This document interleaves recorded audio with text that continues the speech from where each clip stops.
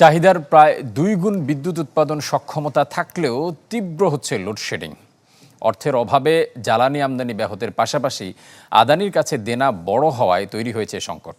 বিশেষজ্ঞরা বলছেন, আওয়ামী লীগ সরকারের অপরিকল্পিত পরিকল্পনার ফলেই এই সংকট।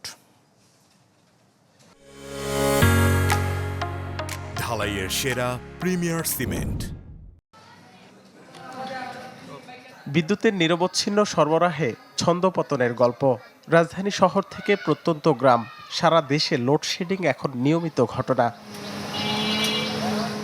দিনে অন্তত ৬ ঘন্টা লোডশেডিংয়ের শিকার হচ্ছেন বাংলাদেশ পল্লী বিদ্যুতায়ন বোর্ডের গ্রাহকরা, যাতে চরম দুর্ভোগে গ্রামাঞ্চলের মানুষ।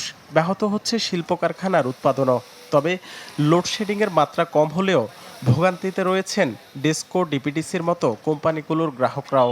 বর্তমানে দেশে বিদ্যুতের চাহিদার তুলনায় প্রায় দ্বিগুণ উৎপাদন সক্ষমতা রয়েছে, যা সব মিলিয়ে ২৯,০০০ মেগাওয়াটের কাছাকাছি। মোট চাহিদা আছে তার ২৫ ভাগ হলো শিল্প লোড। এই ক্ষেত্রে আমাদের শিল্প অঞ্চলে কিছু লোডশেড আছে। এক এক এলাকায় এক এক দিন শিল্প বন্ধ রাখার ব্যাপারে আমরা গ্রাহককে উৎসাহিত করেছি। এখন গ্রাহকরা এক এক দিন এক এক এলাকা শিল্প বন্ধ রাখে, যার ফলে এইভাবে আমরা লোডটা মোকাবেলা করার চেষ্টা করছি। ১১৬৬ মেগাওয়াট নিচ্ছি আমরা এই মুহূর্তে লোড নিচ্ছি। আমাদের এই মুহূর্তে লোডশেডিং চলতেছে ১৫০ মেগাওয়াট। তার মানে আমাদের এখন ডিমান্ড হলো ১৩১৫ মেগাওয়াট। আমাদের যে 11 কেবি লাইন আছে, এরকম ৫৫টা লাইনে আমাদের বর্তমানে বন্ধ আছে। বিশেষজ্ঞরা বলছেন, আওয়ামী লীগের আমলে অপরিকল্পিত পদক্ষেপের কারণে নেওয়া হয় আমদানি নির্ভর বিদ্যুৎ ব্যবস্থা।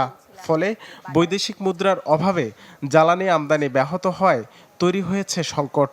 পুরোপুরি মিলছে না আদানির বিদ্যুৎও।